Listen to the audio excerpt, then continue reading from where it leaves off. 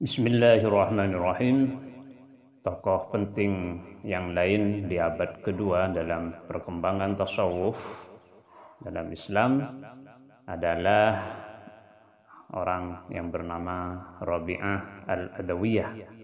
Lahir, ada yang mengatakan ya kelahirannya karena tidak terlalu jelas, maka misalnya tokoh seperti Anne-Marie Schimmel, kalau Anda membaca di Dimensi Mistik dalam Islam, misalnya melukiskan Rabi'ah ini lahir sekitar antara tahun 95 sampai 99 Hijriah. Ya ini wajar ya, karena ini tokoh lama, jadi tahun lahirnya juga masih tidak terlalu pasti. Tapi ya di sekitar itu para sejarawan mengatakan memang ada yang mengatakan 95, ada yang mengatakan 97 dan lain-lain. Tapi kalau Anda membaca ensiklopedia Islam misalnya, di sana dengan tegas dinyatakan bahwa Rabi'ah Al-Adawiyah lahir tahun 99 Hijriah. Ya, akhir abad pertama Islam ya. Diberi nama Rabi'ah karena ya adalah anak keempat.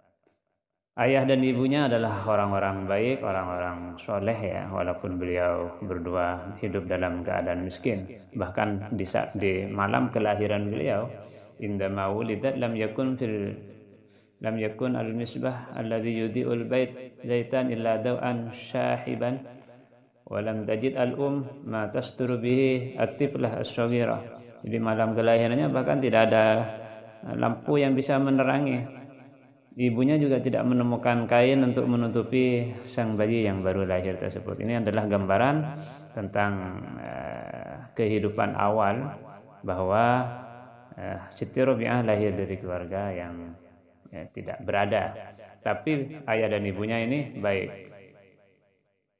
Dalam keadaan seperti itu,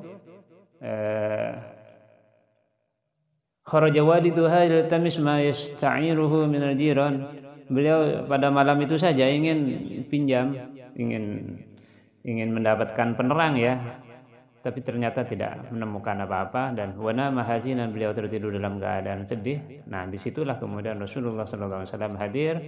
La alaika inna hadhil bintah allati wulidat jalilatul qadr wa inna sab'ina min ummati la yarjuna syafa'ataha, bahwa ini adalah anakmu ini akan menjadi orang yang memiliki kedudukan yang sangat mulia, dan 70 orang dari umatku selalu mengharapkan syafaat dari anakmu ini. Banyak kisah lain dalam versi yang berbeda yang menunjukkan detik-detik kelahiran Siti Rabi'ah. Anda bisa membaca salah satu buku yang sangat bagus menurut saya, disertasi yang ditulis oleh Margaret Smith ya, yang berjudul Rabi'ah, The Mystic and Her Fellow Science in Islam.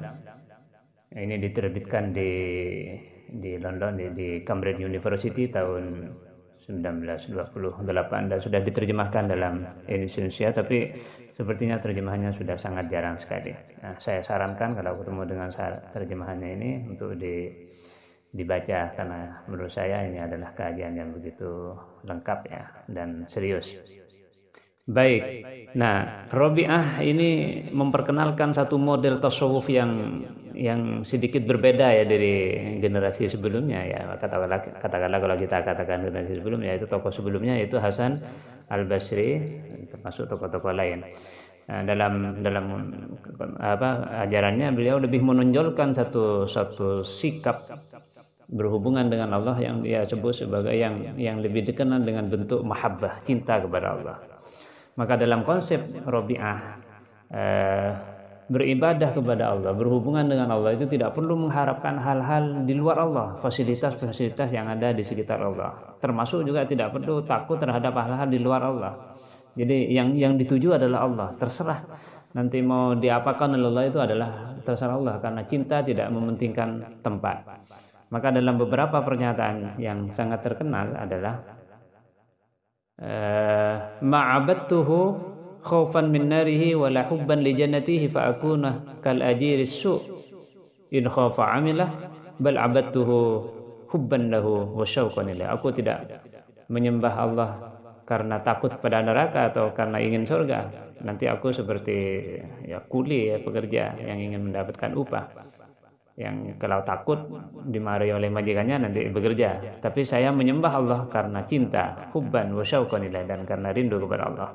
Ini juga dalam versi yang sedikit berbeda, Rabi'ah pernah mengatakan, Allahumma in kuntu a'buduka khaufan min narika fa'ahrikni binari jahannam. Di versi yang lain, fa'alqini fiha. Ya Allah, jika aku menyembahmu karena takut kepada nerakamu, maka bakarlah aku dengan neraka jahannam. Wa idza kuntu a'buduka tam'an fi jannatika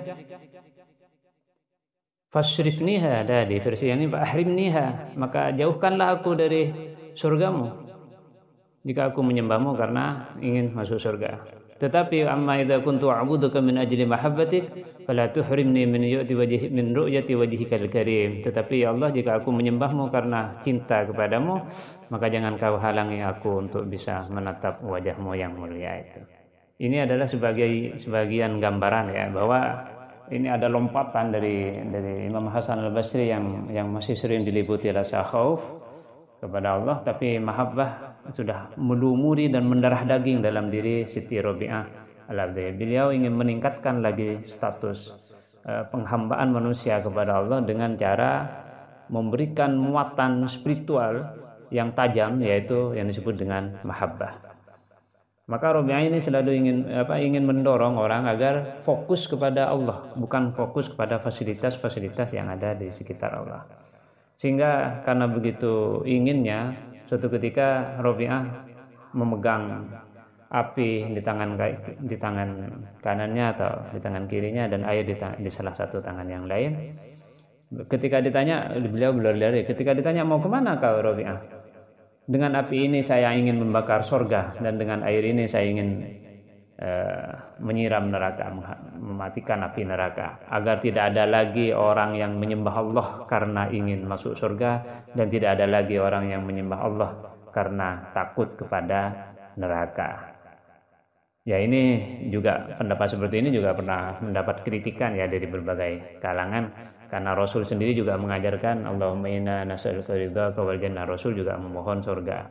Tapi ini adalah satu bentuk bahwa mahabbah adalah satu tingkat dalam tasawuf yang begitu tinggi, dan bagi Rabi'ah itu tidak penting ya, surga dan neraka itu menjadi tidak penting. Yang penting saya bersama Allah. Kalau Allah menyuruh saya masuk neraka, maka tidak ada, karena perintah itu berasal dari yang dicintai. Maka tidak ada penderitaan jika sudah bersama dengan orang yang sangat dicintai.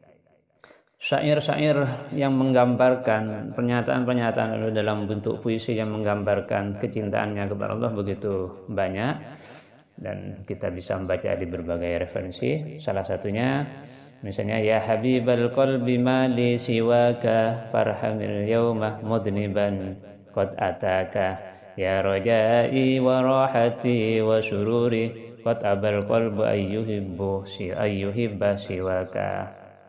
Wahai kekasih hatiku, tidak ada selain engkau, maka kasihanilah orang berdosa ini yang hari ini datang menghadap engkau. Wahai harapanku, wahai ketenanganku, wahai kebahagiaanku, hati ini ternyata tidak mau diajak mencintai selain engkau. Salah satu yang sempat dibahas oleh Imam Al-Ghazali dalam kitab Ihya Ulumuddin adalah uhibbuka hubbaini, hubbal hawa wa hubban li'annaka ahlun lidzaka. Fa'ammal ladzi huwa hubbul hawa fasuli bidzikrika amman siwaka. Aku mencintaimu dengan dua cinta. Yang pertama hubbul hawa, yang kedua hubbun li'annaka ahlun lidzaka. Karena kau memang pantas untuk dicintai. Sedang yang dimaksud dengan hubbul hawa adalah aku sibuk mengingat engkau sehingga lupa kepada yang lain. Wa ammal ladzi anta ahlun lahu fakashfuka li alhujba hatta araka. Walal hamdu fi dza wala dzaka li walakin lakal hamdu fi dza wa dzaka. Yang dimaksud yang kedua yaitu hubbun li'annaka, karena kau memang pantas untuk dicintai, adalah tersingkapnya hijabmu sehingga aku bisa menyaksikan keindahanmu. Nah, segala puji bukan dalam hal yang pertama atau bukan dalam hal cinta yang kedua, tapi segala puji adalah dalam ini dan itu, dalam cinta yang pertama. Segala puji bukan dalam cinta yang pertama atau dalam cinta yang kedua yang bersumber dariku, tapi segala puji adalah milikmu dalam cinta yang pertama ataupun cinta yang model yang kedua tadi. Satu hal yang sangat penting menurut saya adalah bahwa ada sedikit kekacauan dalam sejarah tentang Robi'ah ini, karena ada Robi'ah lain yang juga sufi, yaitu Robi'ah Asyamiyah. Nah, ini juga menjadi mengacaukan jalannya sejarah ya. Misalnya dalam catatan Margaret Smith dalam disertasinya ini, untuk mengenal perbedaan antara Robi'ah yang satu dengan Robi'ah yang kedua, maka yang pertama kita bisa mengenal bahwa nama Robi'ah Al-Adawiyah ini tidak dikaitkan dengan nama ayahnya sebagaimana lazimnya seorang Buddha ya, karena ayah dan ibunya istri Robi'ah Al-Adawiyah ini adalah seorang Buddha, maka rata-rata Buddha itu tidak dikaitkan dengan nama ayahnya, walaupun pada akhirnya diketahui bahwa ayahnya adalah Syiah. Nah, di berbagai sejarah kemudian dikatakan bahwa Robi'ah Al-Adawiyah ini binti Ismail. Tapi yang jelas, yang satunya juga Robi'ah yang Asyamiyah itu juga binti Ismail. Nah, ada yang mengatakan bahwa ini kebetulan sama, memang namanya sama dan ayahnya juga sama. Tapi catatan Margaret Smith menunjukkan bahwa mestinya Robi'ah Al-Adawiyah tidak dikaitkan dengan nama ayahnya karena ayahnya adalah seorang Buddha. Yang Robi'ah Asyamiyah itu adalah binti Ismail. Anda juga bisa membaca di kitab Muqudul Jin misalnya karya Imam An-Nawawi Al-Batani juga disebutkan Robi'ah binti Ismail yang Asyamiyah ya, Asyamiyah binti Ismail. Yang kedua adalah bahwa Robi'ah Al-Adawiyah ini tinggal di Basrah, jadi Al-Basriyah dari suku Adi sehingga dikatakan Al-Adawiyah. Sedangkan Robi'ah Asyamiyah itu tinggal di Syria sehingga disebut dengan Asyamiyah atau Asyamiyah.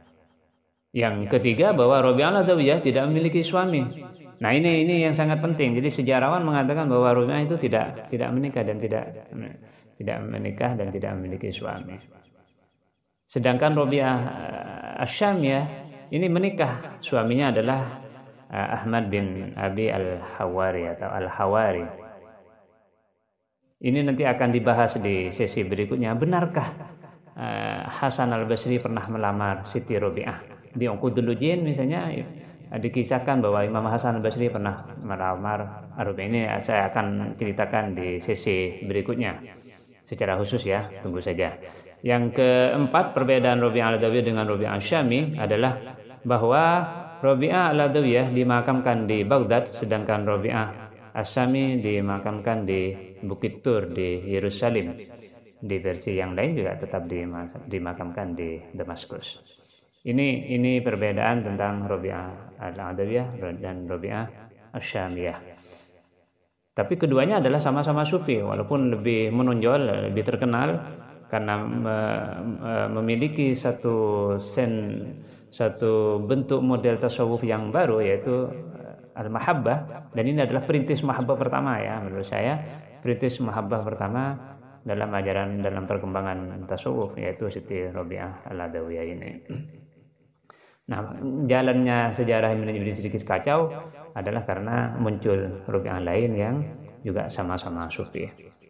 Sisi berikutnya akan dibahas tentang benarkah Imam Hasan Al-Basri pernah melamar Robi'ah Al-Adawiyah? Bukankah Imam Hasan Al-Basri lahir wafat tahun 110 Hijriah dan Siti Robi'ah lahir tahun 99 Hijriah?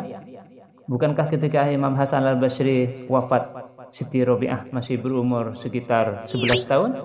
Nah, kita tunggu seri berikutnya insyaallah. Assalamualaikum warahmatullahi wabarakatuh.